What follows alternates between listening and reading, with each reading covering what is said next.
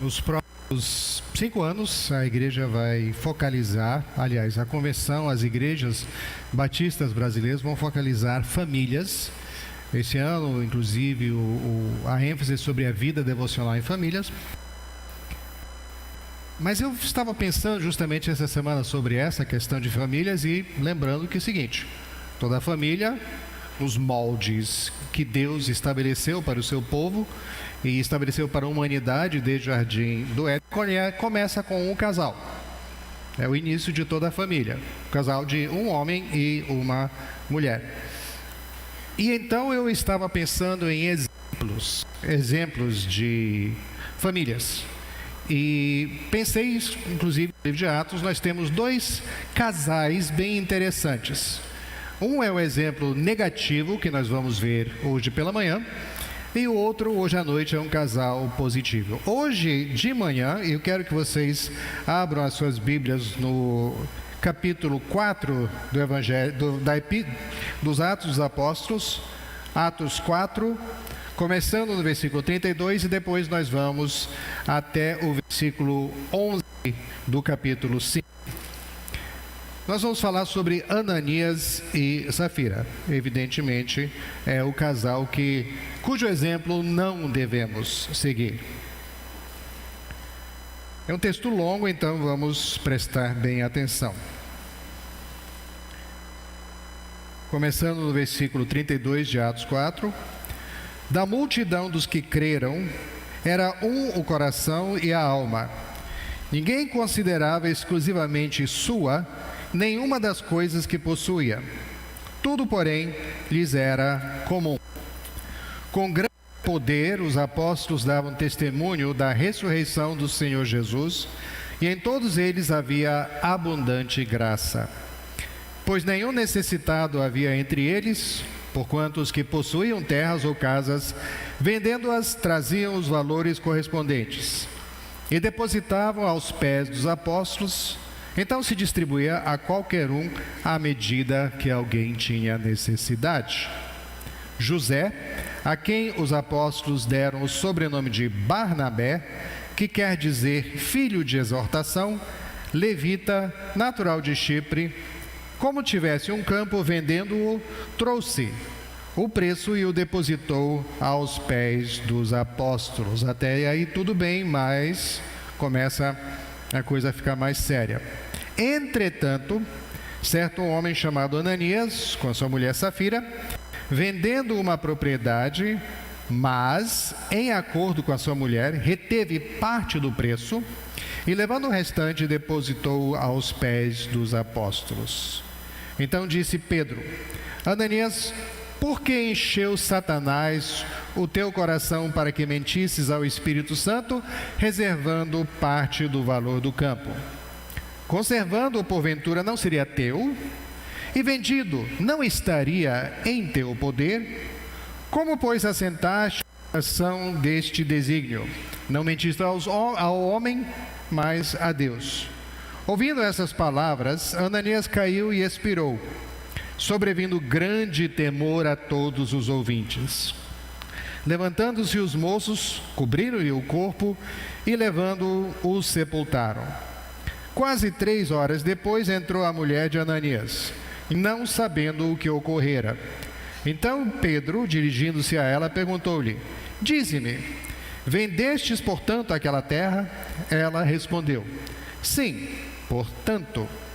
Tornou-lhe Pedro: Por que entraste em acordo para tentar o Espírito do Senhor? Eis aí à porta os pés do que sepultaram o teu marido, e eles também te levarão. No mesmo instante, caiu ela aos pés de Pedro e expirou. Entrando os moços, acharam-na morta e, levando-a, sepultaram-na junto ao marido. E sobreveio grande temor a toda a igreja e a todos quanto ouviram a notícia destes acontecimentos. Não era por menos, né? 2 pessoas caindo assim ia aparecer no noticiário. O contexto é bem interessante. Nós estamos algum tempo depois de Pentecoste. já está estabelecida a igreja, o pessoal se reunindo, mas o que aconteceu é que grande número de pessoas estavam no Pentecostes, que eram de outras regiões. Em Atos 2:5 diz: ora, estavam habitando em Jerusalém judeus, homens piedosos, vindos de todas as nações debaixo do céu. Os versículos 9 a 11 de Atos 2 dão uma lista. E basicamente menciona pessoas de praticamente toda a região mediterrânea e um pouco além. Muitos desses já estavam lá faz tempo. Porque não é como hoje. Hoje eu faço uma viagem, às vezes, e vou a uma outra cidade, fico terminando a minha atividade, às vezes o meu voo já sai à noite. Inclusive, às vezes, quando a gente está em alguma conferência, tem que terminar cedo. Às vezes, o único momento que somos pontuais é no final, porque todo mundo tem voo a pegar à noite. Então, você já saiu do hotel, já foi para lá com a mala feita, terminou, vai para o aeroporto e lá se vai. Não era assim naquela época. Uma viagem podia demorar muito mais, porque levava meses para fazer o que nós fazemos em horas hoje. E simplesmente sair e voltar, você tinha que reunir suprimentos, tinha que ver a questão de dinheiro, tinha que ver quem ia com você, porque não era bom você simplesmente viajar sozinho, ia num grupo. Então, para quem gostava de ir lá e ficar na casa dos outros perturbando, vivendo às custas dos outros em outra cidade, era bom. Então, basicamente significava que muita gente terminou o Pentecostes, eles aceitaram a Cristo, foram batizados e ficaram por lá. Alguns porque esperavam que Cristo estaria voltando logo. Eles não tinha caído a ficha ainda que Jesus tinha falado que o evangelho tinha que ser pregado. Outros porque queriam ser instruídos. Nós estamos falando no tempo onde eles tinham as escrituras do Antigo Testamento. Nenhum dos evangelhos, nenhuma das epístolas de Paulo escrito, Paulo não era nem crente ainda, nada estava pronto ainda para o que nós conhecemos como instrução bíblica de hoje. Só tinha o Antigo Testamento e a interpretação que Jesus havia ensinado. Então eles precisavam ver as escrituras com novos olhos e ficar mais tempo. Então essas pessoas ficaram lá. Agora, o problema é o seguinte: todo mundo precisa de sustento, todo mundo precisa de um lugar para ficar, todo mundo precisa comer. Então a solução foi voluntariamente os cristãos de Jerusalém passaram a vender terras e casas. E aí eles traziam esse dinheiro para um lugar central, o que era designado como os pés dos apóstolos, e de lá tinham pessoas que cuidavam da distribuição de acordo com as necessidades de cada um. Agora, essa distribuição, tem gente que adora, tem algumas igrejas que gostam muito de usar esse texto em Atos para estimular você a contribuir para a igreja. Agora, é interessante que esse dinheiro que estava sendo arrecadado não era para construir templo, não era para comprar fazenda para os apóstolos em algum lugar, não era para adquirir imóveis, era usado para o sustento dos fiéis. Então, se uma igreja está estimulando muito as ofertas, sim, enquanto disso vai acabar ajudando aquelas pessoas que necessitam. Isso que é uma pergunta interessante. Agora, há uma longa tradição no Antigo Testamento de ofertas voluntárias. O tabernáculo foi construído assim. Em Êxodo 35:5 você fala que basicamente Deus comandou a Moisés para falar para o povo de Israel para trazer ofertas que seriam usadas depois para a construção do templo. O exemplo é que a gente vê em Êxodo 35 versículos 25 e 26, que diz: todas as mulheres hábeis traziam o que por suas próprias mãos tinham fiado, estofo azul, púrpura, carmesim e linho fino, e todas as mulheres cujo coração as moveu, como acontece com os homens alguns versículos antes, as moveu a habilidade, fiavam os pelos de cabra. Ou seja, Acontece então no Antigo Testamento, em vários momentos, ofertas voluntárias. Em alguns casos, o rei Davi, por exemplo, alimentou um pessoal que veio acompanhá-lo numa procissão. Em outros casos, os nobres faziam uma vaquinha, literalmente, vaquinha, ovelhinha, cabrinha e tal, para matar, para alimentar sacrifícios, para sacrifícios e povos. Ofertar voluntariamente é uma coisa que faz parte do povo de Deus, tanto no Antigo e no Novo Testamento. E um exemplo desses é Barnabé. Barnabé, evidentemente, é um homem rico. Apesar de ele ser natural de Chipre, ele já tinha algumas propriedades na área de Jerusalém, vendeu um campo e o dinheiro foi depositado. E a Barnabé ainda ganhou o título de filho da exortação. E nesse ponto é que entram os nossos amigos Ananias e Safira. Eles viram isso. Ele entrou, ele era José, talvez o nome mais comum, agora é Barnabé, filho da consolação. Aí Ananias falou para Safira: vem cá, será que a gente não consegue um apelido assim? O grande benemérito, em vez de ser só Ananias, que afinal de nomes também é nome de sumo sacerdote que anda perseguindo a gente, que tal se me desse um novo apelido? Ela: que legal. E olha, nós temos um terreno, vamos vender. E quem sabe a gente entra na panelinha da igreja. Todo esse reconhecimento que José, natural de Chipre, que agora virou Barnabé, vamos lá, vamos ver se a gente entra. Bora, a gente vai ser parte desse grupo, a gente vai ter novo nome. Que bonito, que legal. Mas não vamos vender, não vamos ficar com uma parte, né? Afinal de contas, a gente não sabe o que está vindo, o tempo está incerto, o mercado está volúvel, a gente fica com uma parte, né? Mas aí não vão, porque Barnabé deu tudo que ele tinha. Não dá. Mas olha só, Safira, que tal? A gente faz o seguinte, a gente dá uma parte, mas diz que foi tudo. E ela: será? Vai dar certo, ninguém vai. Quem vai dizer que a gente está mentindo? Então bora. Então foi essa a ideia. Agora, chegamos ao nosso primeiro ponto sobre esse casal e sobre como não ser como Ananias e Safira. Primeiro, olhar obsessivamente e continuamente para o sucesso do outro nunca vai dar certo. Não dá. Ficar olhando para o outro na igreja ou no trabalho e ficar querendo ter o que essa pessoa tem, tendo inveja, não vai dar certo. Nunca deu certo e nunca vai dar certo. Alguns anos atrás era comum pastor falava de um colega seu que estava tendo um grande sucesso. Ele diz: meus irmãos, eu tenho uma inveja santa. Não tem.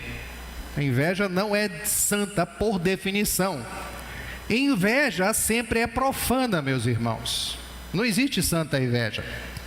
Então, esse foi o começo do fim para Ananias e Safira.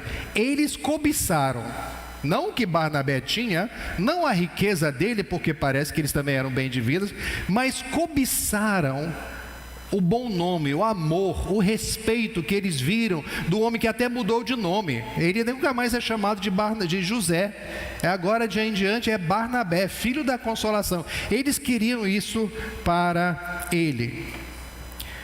E em vez de examinar a sua atitude e pensar como é que nós podemos ser servos, lembrando que Barnabé não estava dando essa oferta para a glória de si, não para agradar aos outros, mas porque o povo precisava. Então, essa é uma questão que vem desde o início. Por exemplo, o primeiro culto que temos registrado na Bíblia terminou em assassinato. Gênesis 4 e 5 diz: agradou-se o Senhor de Abel e de sua oferta, ao passo de Caim e de sua oferta não se agradou. Irou-se, pois, sobremaneira Caim e descaiu-lhe o semblante. Agora, Deus foi lá e falou a Caim. E eu tenho certeza que o Espírito Santo bateu na porta do coração desse casal, dizendo: olha, pensem bem, não é assim, nós estamos aqui para construir o reino. Barnabé fez isso, ele deve ser um exemplo, não para você ser louvado, não porque você acha que você merece mais na igreja, não porque você acha que ninguém dá atenção para você, mas para ajudar o povo de Deus e glorificar Deus através deles. Então, o que eles queriam era ser um foco de admiração. Eles queriam isso. Era uma espécie de auto-idolatria, insegurança que às vezes mata. Segundo ponto, um casal pode se unir, um casal pode ser super unido, unha e carne, uma só carne. Eles podem ter pensamentos idênticos para fazer o bem ou para fazer o mal, e o mundo está cheio de casais unidos para o mal. A Bíblia tem esse caso, para começar com Adão e Eva, se uniram para fazer o que não era para certo. A Eva veio, convenceu, falou para Adão, toda a evidência indica que ela não passou muito tempo oferecendo a fruta para ele, não, ele logo aceitou. Unidos para fazer o mal. Nós temos o caso também no livro de 1 Reis de Acabe e Jezabel. Jezabel é uma mulher proativa, uma mulher que toma a iniciativa. Quando Acabe, que era um pouco mais frouxo nesse ponto, ficou só chorando porque Nabote não queria vender a videira, ela disse: não, eu tenho um plano. Se uniram e o resultado foi a morte de Nabote, e sabemos o resultado. No livro de Esther nós temos Amã, o histórico inimigo de Israel, lembrado por toda a história. Muitos não se lembram de Zeres, esposa de Amã. E foi ela que deu a ideia, quando ele chegou em casa um dia reclamando de Mardoqueu ou Mordecai, que o homem não respeitava e tal, mas ele dizia: mas eu vou acabar com ele. Foi Zeres que disse: Amã, que tal construir uma forca enorme, de não sei quantos côvados de altura, de ir para o Guinness. Nós vamos ser famosos por essa forca, e você vai pendurar lá de cima esse Mordecai que não quer se curvar a você. E ele disse: boa ideia, bora fazer exatamente isso. Então, casais historicamente podem estimular uns aos outros e de uma forma unida fazer o mal. Pais numa escola, professores numa escola que enfrentaram a ira, não só do pai, mas da mãe também, quando acham que o filhinho dele está sendo injustiçado, é uma coisa terrível. Pais unidos podem ser uma bênção, marido e mulher podem ser uma bênção e uma maldição. No seu livro Os Quatro Amores, C.S. Lewis faz uma declaração interessante. Ele fala dos 4 tipos de amor. Um deles é o amor eros, que a gente pensa, erótico. Não, mas o amor eros é o amor romântico e sexual entre homem e mulher. E ele diz que todos esses amores podem ser problemáticos, só podem ser usados para o mal. Porque no eros, diz Lewis, o casal às vezes pensa que o seu amor é algo como Romeu e Julieta, é algo como Marco Antônio e Cleópatra, é algo assim maravilhoso, é algo cinematográfico que merece um Oscar, que eles são grandes coisas, e que essas regrinhas, como por exemplo respeitar os votos de casamento com o primeiro marido ou a primeira mulher, não, porque o amor deles é mais importante. Eu li uma vez o testemunho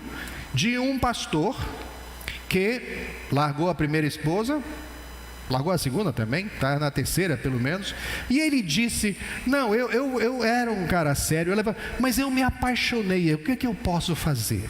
Eu me apaixonei. Então às vezes um casal pensa que eles estão acima das regras, o amor leva a essas distorções. Então a gente pensa que a união faz a força, mas pode fazer a força para o mal. A terceira coisa que a gente aprende com Ananias e Safira é que eles adotaram uma estratégia falha e cega. Primeiro, que eles só pensavam na admiração das pessoas, estavam querendo ser admirados, ignorando que os outros estavam primeiro glorificando a Deus. Tem gente que vai numa igreja e faz uma coisa, é tudo pela glória de Deus. Pode ser, mas tente não mencionar o que essa pessoa fez. Olha só o resultado que vai dar. Então, Barnabé e os outros estavam glorificando a Deus e pensando nas necessidades do corpo de Cristo.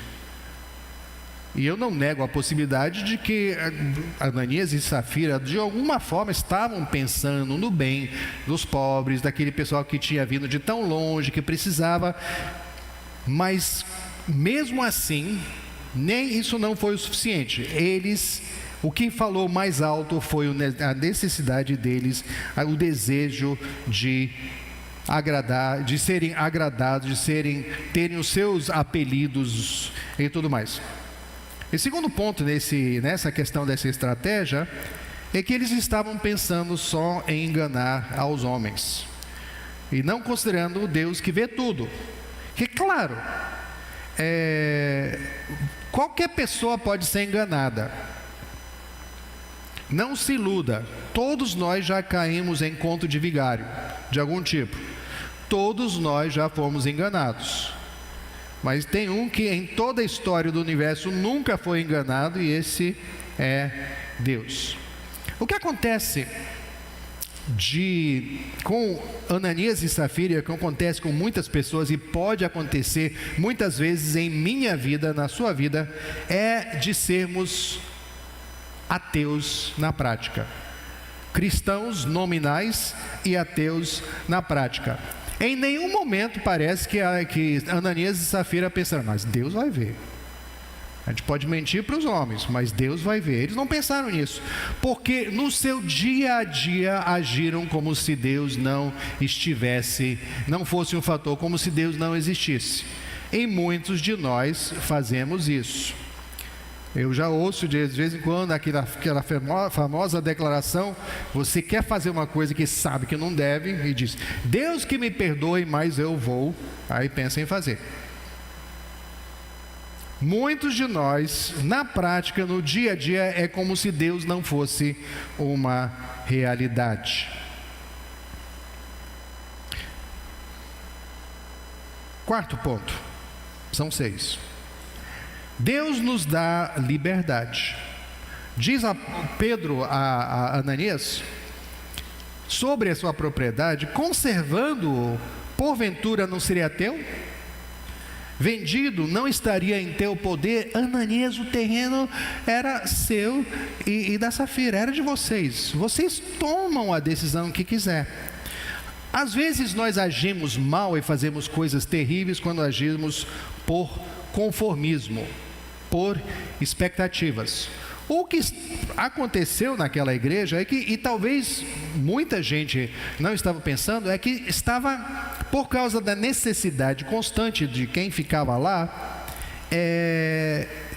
que muitos deles só saíram de Jerusalém quando começou a perseguição depois da morte de Estevão.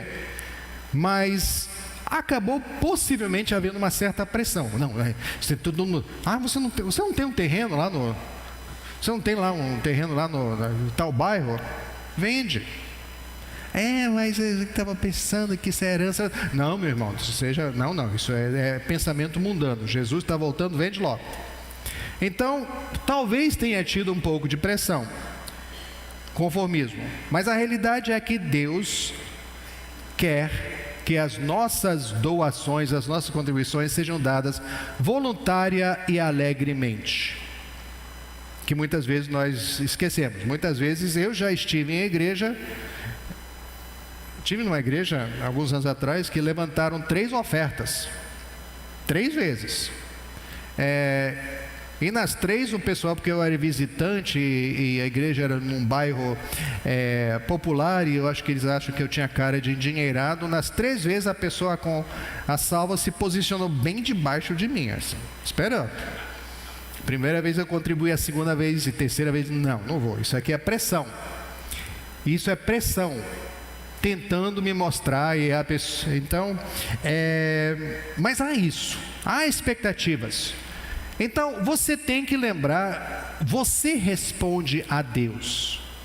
no final das contas, no juízo final, nós responderemos não pelo que nós fizemos, porque a igreja queria que a gente fizesse isso ou aquilo, mas pela forma em que respondemos ao que Deus fez em nossas vidas, o que Ele chamou.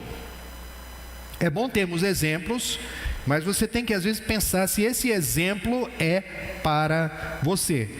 Precisamos, acima de tudo, não ouvir o que a galera está dizendo, mas ouvir a voz e o Espírito de Deus falando a nós.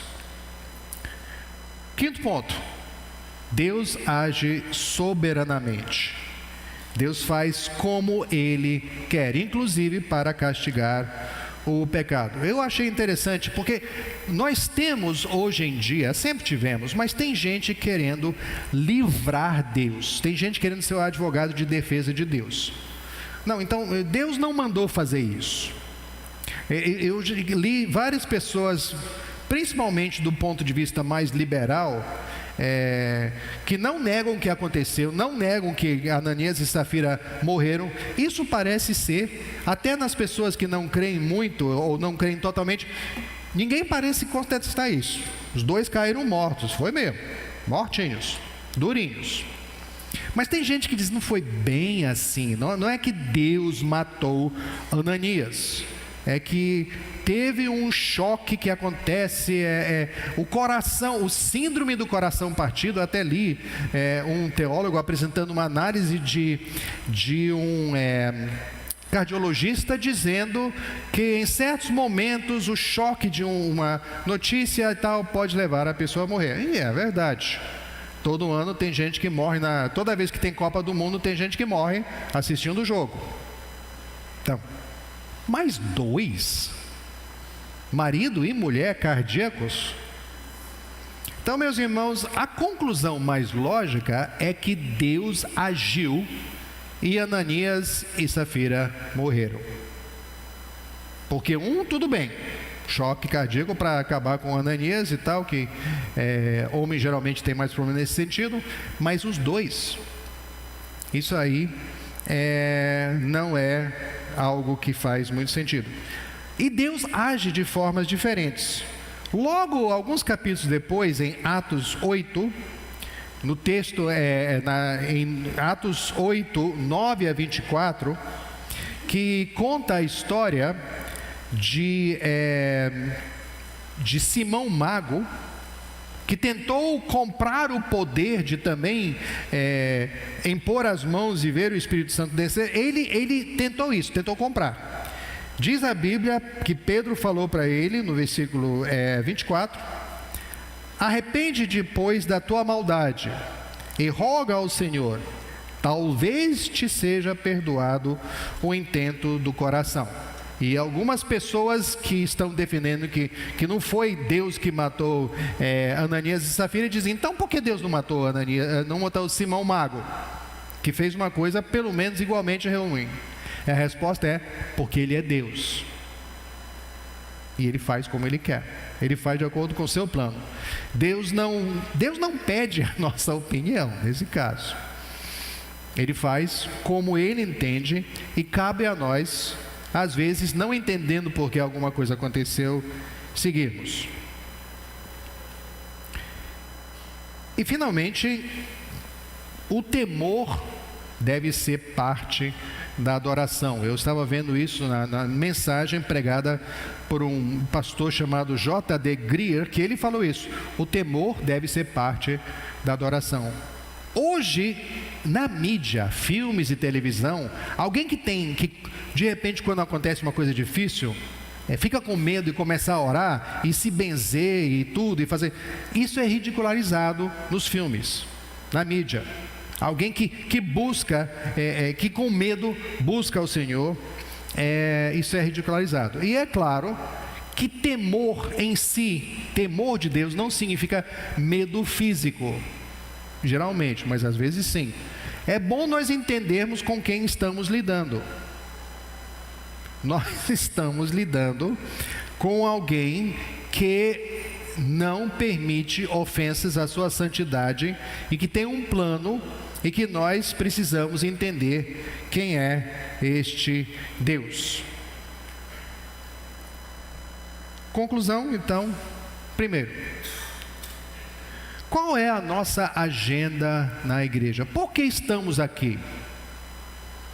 Por que viemos aqui? Por que estamos na igreja? Porque tem gente que eu gosto, tem gente da minha classe, tem gente da minha cor, tem gente que fala a minha língua. É uma oportunidade, tem gente que de repente o meu produto eu posso vender. Qual é a nossa agenda? Por que estamos na igreja? Porque eu sou uma pessoa super insegura e ninguém nunca me reconheceu na família, na escola, e na igreja eu tenho uma chance de ser valorizado. É por isso que estamos na igreja? Meus irmãos, pode ser assim, por isso que nós começamos. Pode ser por isso que nós entramos na igreja. Eu conheço poucas pessoas que se converteram a Cristo por motivos nobres. Nós viemos a Deus geralmente porque tinha alguma coisa que não estava dando certo, porque tínhamos medo, porque estávamos insatisfeitos, mas não é assim que devemos entrar. Deus nos chama muitas vezes em momentos de fraqueza, de dificuldade, de crise. Mas não é assim que devemos permanecer. Nesse ponto devemos crescer a ser adultos, que nós precisamos nos revestir de Cristo e de sua natureza, e com o passar do tempo sermos menos bebês, que o bebê só pensa em si. O bebezinho só pensa em si. Bebês são maravilhosos, mas são um bocado egoístas. E não é assim que Deus quer que fiquemos. Então, qual é a nossa agenda na igreja? Você pode ter entrado porque estava triste, que não estava lá. Você pode ter entrado por 1001 razões que pode até ter um forte componente de egoísmo. Mas não é assim, não é por isso que nós devemos estar aqui, que precisamos crescer, precisamos aprender, precisamos não ser tão sensíveis às atitudes, precisamos atuar como Barnabé estava atuando. Viu que tinha necessidade, ele foi lá e fez o que precisávamos. O segundo ponto é que nós pensamos que não podemos nos esconder de Deus, não. Então, se tem alguém aqui, diz, ninguém vai descobrir. Primeiro que Jesus falou que vão. Que coisas que nós fazemos escondidos serão anunciados pelo Twitter e Instagram. Não foi que ele disse pelo telhado, mas dá no mesmo, né? Nós não podemos nos esconder de Deus. E há consequências e elas serão permanentes, muitas vezes. E terceiro, como é que vamos ser casais? Você pode ser já casado, pode ser alguém que não casou ainda, está pensando, você, no seu casal, vocês vão se unir para defender uma agenda egoísta ou vão se unir para defender a causa de Cristo? O interessante é que eu acho que Safira eu tenho que admirar, porque Safira entrou várias horas depois, 3 horas depois quase, entrou a mulher de Ananias não sabendo o que tinha acontecido.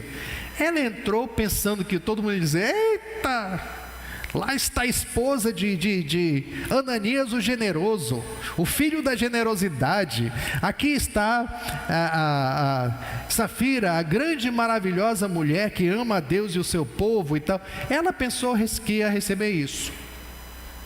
Entrou e estava todo mundo calado olhando para ela.